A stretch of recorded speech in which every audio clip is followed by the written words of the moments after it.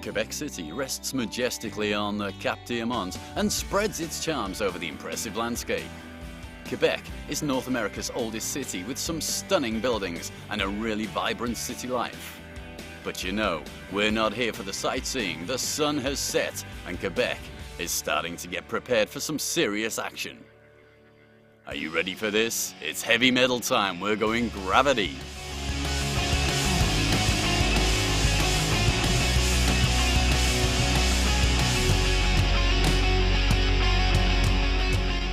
The Valerium is Canada's biggest bike festival and shines in the UCI Mountain Bike World Cup presented by Shimano.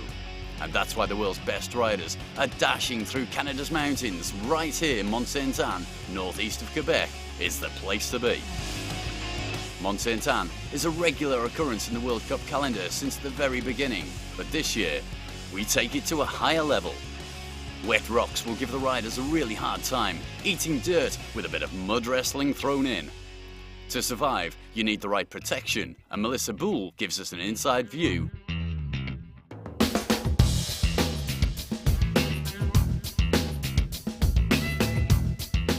Oh, well, overall protection is really important to me because it's just kind of peace of mind when you're doing events like 4-cross and downhill and they're high risk. It's just one less thing you have to worry about, and having confidence in your equipment is really important when you're racing. I don't have a problem getting with the neck brace. I got used to it pretty quickly. The guys at Liat are really good about fitting it custom to you and making sure that the sizing is right. I spent a lot of time getting used to it first on my motorcycle, which I think helped, and then just transitioning on my mountain bike was fine. But yeah, I don't even think about it anymore. And what do some of the other racers think about their life assurance? Yeah, it's important at riding speeds like this and this kind of conditions with the mud. It's pretty easy just to have a fluke fall and land on your head. So the better you're prepared, the better the event can go for you. I think it's very important in the sport wearing protection. These days you see like people wearing elbow guards, knee guards, and like now also what's very popular is the neck braces. Myself, I don't ride with it. I did try it last winter. I tried to get used to it, but it's very hard in 4-cross when you got to look up to the jumps, and it's a little bit well, I wouldn't say uncomfortable, but for me it just doesn't feel right yet. But I think for the younger kids it's very important to just grow up with having that kind of protection. If you crash, it's nice to have protection. Like we use, of course, the helmet for head injuries. I use the lead brace because of my for spine injuries. So yeah, if you crash with your protection on, you've got more chance to do the next run. So for example, yesterday my helmet just saved my life. In qualifying, I had a flat tire on the first straight right before the first turn. Like it's one of the fastest spots on the track, so I crashed pretty hard. I picked up my bike. I was just trying to get to the finish line as fast as I can, but didn't work out. It was 24 seconds slower. I don't even remember the run, so when I saw it on the video, it was pretty hard crash. But yeah, I'm on the other side. I'm happy that I get away with just a small injury. So that's why this 4-cross World Cup finals will be taking place without the world champion Slavik. But the ladies are first. We start with the semis. 3 girls in the semi-finals are Anneke Burton from the Netherlands, Fionn Griffith from Great Britain, and Lydia Utchen from Switzerland. Burton, the World Cup leader, has won 2 out of the 3 World Cups so far and gains the lead straight away. Griffith takes the inner line, pushes into second place. Burton chooses a different line and manages to push through. So we've got Griffith in second, Utchen right on her tail. Burton cruises down the rest of the track. She's got so much space in front of the other girls. Easy win for her. Griffith in second. The next semi, Cylon Gross from France, Katie Kurt from Great Britain, Melissa Boule from USA and Anna Laplante from Canada. And Boule with a brilliant start gets the whole shot. Kurtz comes through with a lot of speed, takes the inner line, pushes through into second place. Gross in third. Boule, former BMX pro, knows how to handle these jumps so smoothly. Behind her, Kurt and Gross battling it out. It's a very close decision for second and third. Finally, Boule and Kurt go through for the big final. So here are the finalists for Mont Sainte-Anne's World Cup. From left to right, Beaton, Kurt, Griffith and Boule. They're off. Beaton and Boule, awesome start there, both fighting for the first turn. Kurt gets in Griffith's way, but Griffith manages to push through. Beaton and Boule really close together. Griffith in third. Kurt fallen behind. I think she's already given up. It's a small advantage for Beaton. She comes in, takes the big jump. Cleanly over the jump there. Beaton extends her lead, and she's just riding all in a class of her own today. So Boule in second, Griffith in third, Beaton on her way to the next World Cup victory. Over the last jumps, comes into the finish area, lots of space. You know she's going to be happy with that. And Eka Beaton wins the third World Cup this season and the 16th in her career so far. Here I just knew I could all pull it together, and it's just an amazing feeling, you know, when it all falls together. Pretty nervous in the gate. I don't know why, you know, like after so many World Cups racing, I still, you know, you still get pretty nervous, but so stoked to win it and to get the overall title as well. It's a perfect day. We hear the Netherlands' national anthem for an outstanding Eka Beaton. As she said just now, she's the overall winner of the 2011 World Cup. So let's zap over to the male gladiators.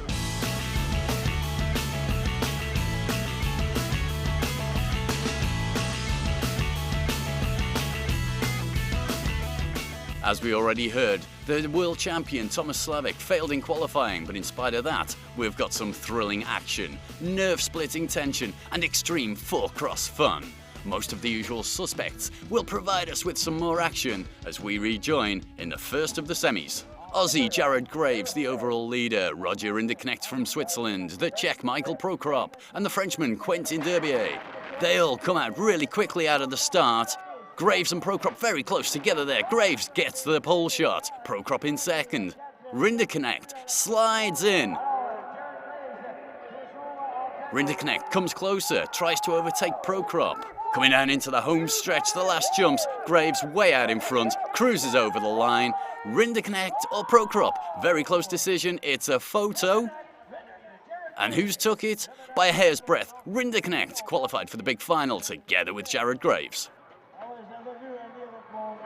Second semis, Juice Richman, Guido Chug, Kamil Tartokovic and Lugas Makura. The question as always, who's going to come in first into the first corner? It's Wichman takes the inner and Chug with the outer line. Wichman out in front, Chug in second. Tartakovic comes from the back, slides through, pushes through into third. That was a little bit of dirty riding there. Wichman and Chug on fire, extending their lead. This is in the bag for these two now. If they don't make any mistakes, they're going to have first and second. Tartakovic and Makura too far behind. It's a clear decision. Wichman and Chug come through to get a place in the big final.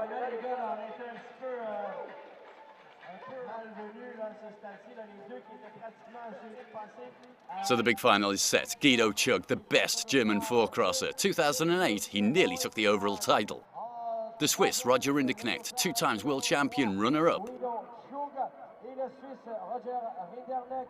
The Flying Dutchman, Juiced Wichman, in 2010, he took third in the overall standings.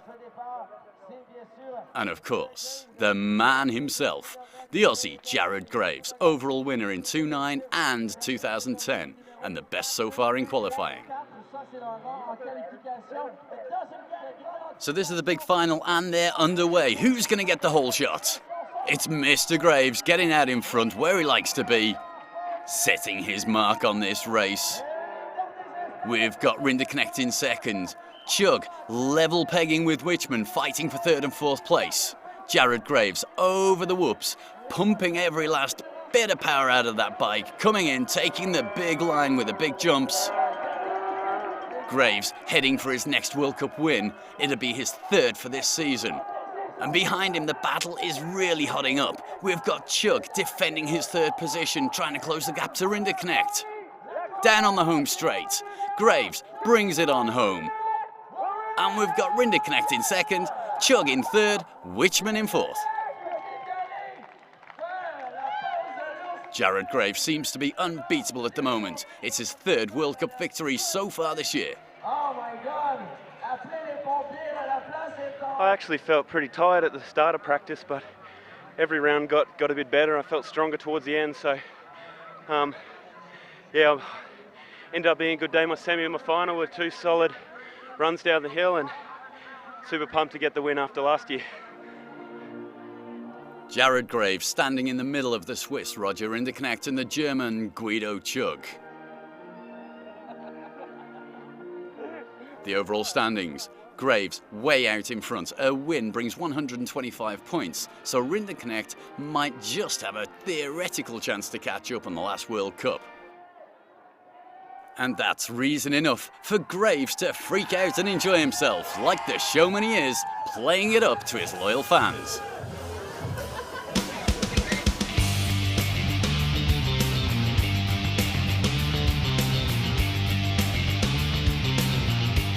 And now we've got something really nice for you. Local rider Steve Smith has put on a helmet camera and takes us up to the top for a downhill ride.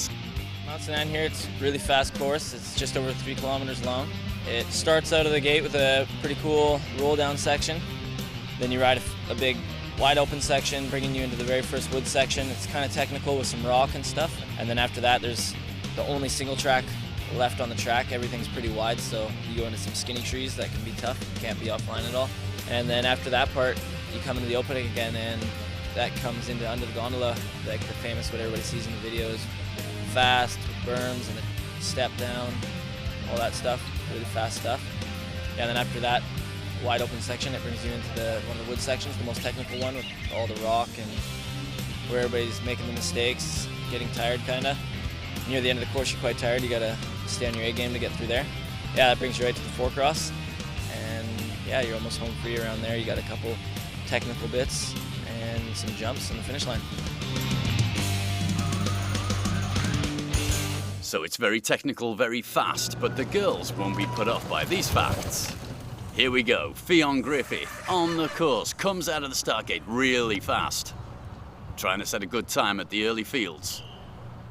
Powering down through the first open section. Comes towards the step down.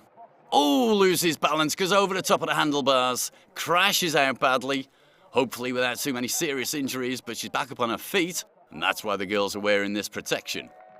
Next on the course, Sabrina Journier, Team Maxis Rocky Mountain, 2 times world champion in 2.6 and 2.7 and last year's overall winner. But her domination seems to be over, as she hasn't had a World Cup win so far this season. But maybe today. Jumping over the bridge, rides smoothly, comes into the finish area, comes in with 9 seconds advantage, and that means Sabrina takes the hot seat. The Swiss, Emily Siegenthaler on the course, making some small mistakes at the top. She's a little bit too slow, she's taking it just a little bit too easy. So there's no chance to catch up to Journier if she keeps going at this speed. Next one with a chance, French girl Myriam Nicole, 21 years old. She's trained a lot with Journier and benefits from her experience. The best result this season, 4th in Fort William and Leogang. Riding smoothly, coming towards the end of the section. Lands the jump a little bit too short. And what's the time? No, a second too slow. She slides into second. Rachel Atherton is on fire. Her brothers have passed on to her the rider's spirit, and she was world champion in 2008.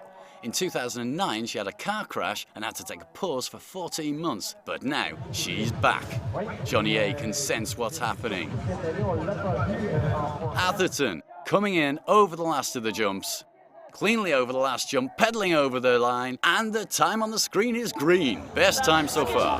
Good track, so hard to race, like unreal. Like I'm happy, I'm at the bottom in one piece, so thank God for that. 2 riders still to come. Next one, Floriane Pugin.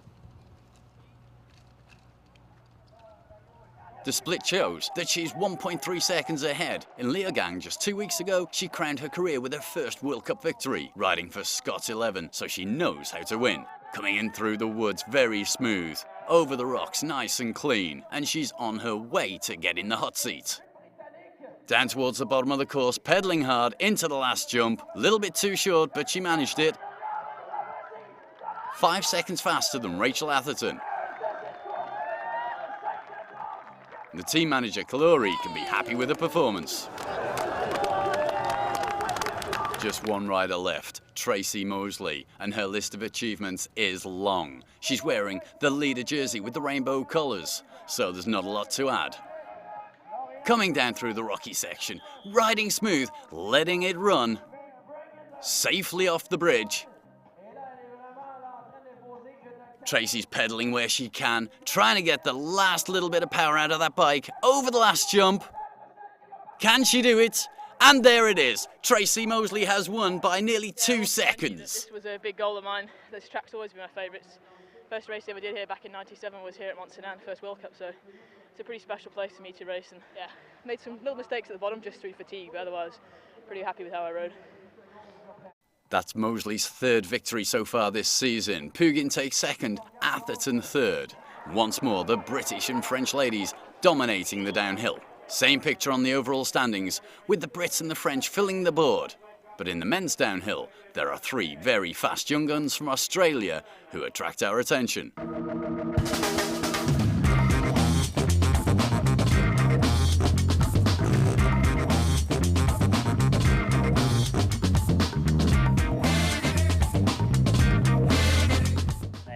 Aaron, I'm 17 years of age and on the Kona factory team. I'm Troy Brosnan, 17 years old, and ride for Team Mont Sainte-Anne I Specialized. I'm Brendan Tiaho from Brisbane, Australia. I'm 18 years old and racing for Shimano factory team. And he's really lucky having one of the world's best riders in his team to learn from.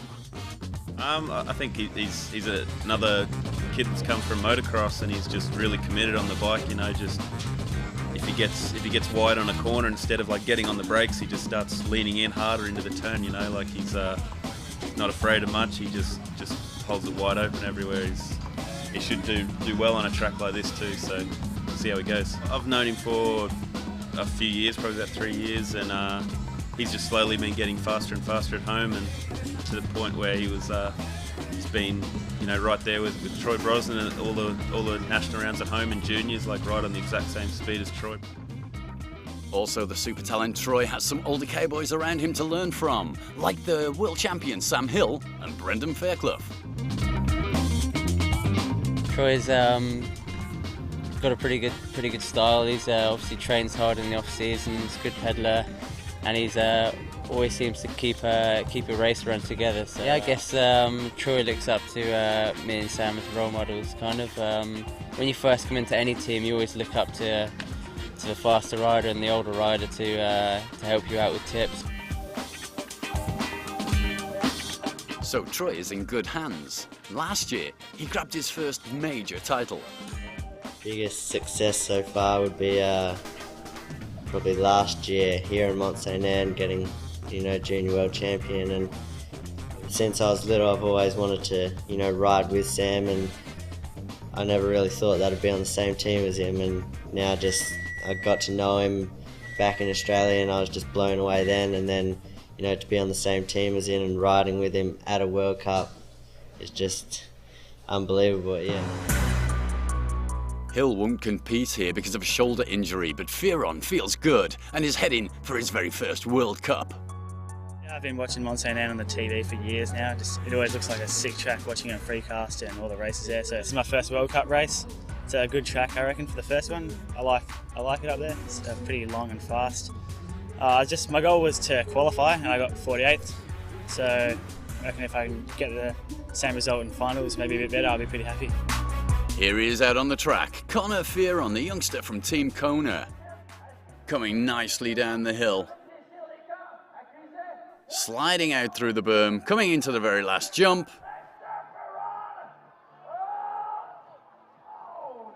Oh no, he slips off his pedal. He won't get a place on the hot seat. But maybe in the future, we're going to see more of this guy. Troy Brosnan here, one of the young guns on the course. A great style, coming through the rocky section. But the question is, can he keep up with the older, more experienced riders?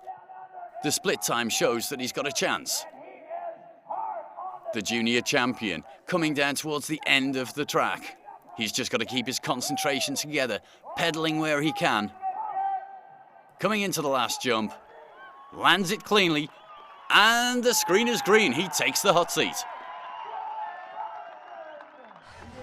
Amazing. I just pedaled as hard as I could. Knew I could hold some speed, and all weekend I thought I had a fair bit of pace, and it just all came together in that run.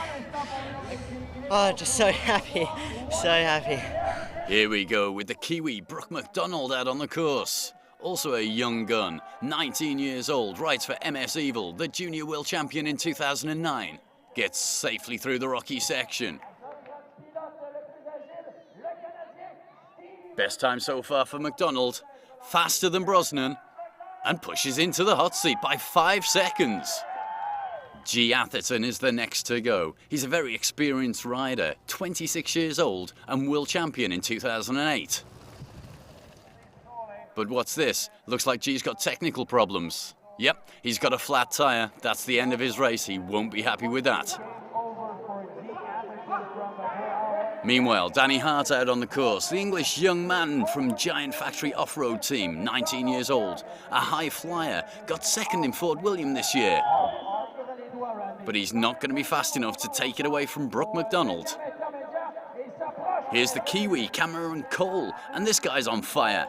Best result this season, 8th place in Fort William. Since this year, Team Lapierre International rider.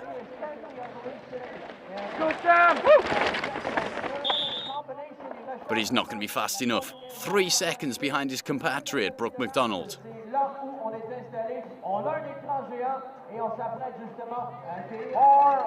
Josh Bryceland on the course. Very smooth, putting it all together, getting a nice line. Taking the best time so far. McDonald's going to start to tremble in his hot seat. Bryceland comes out of the wood.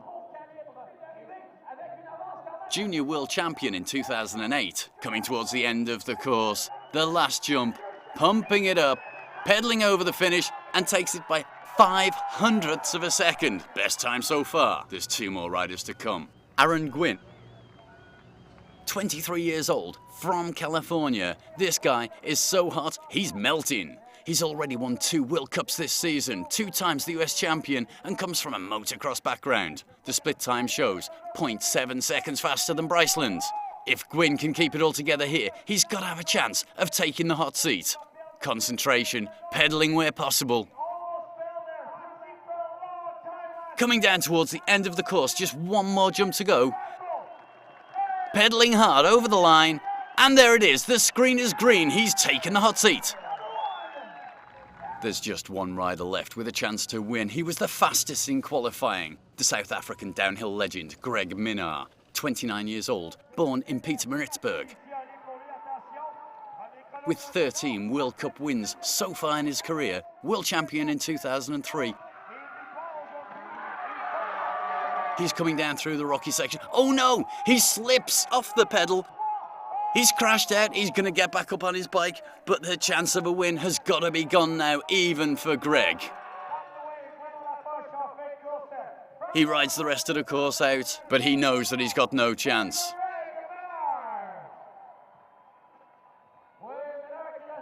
And I don't think that the guys on the hot seat there can believe what's happened.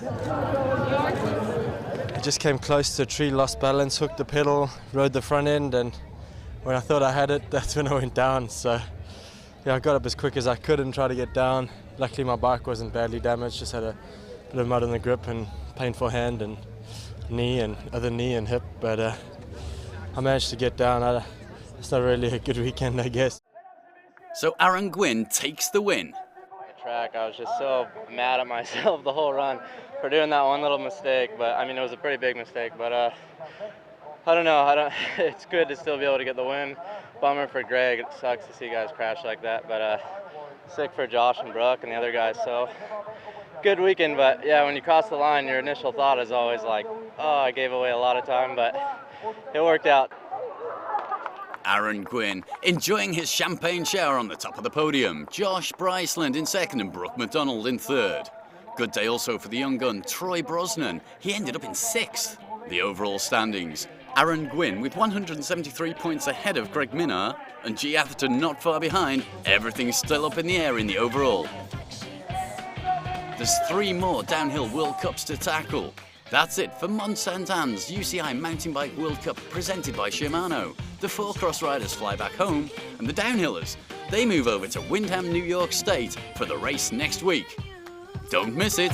Can you turn the sport off? Can you turn the sport off?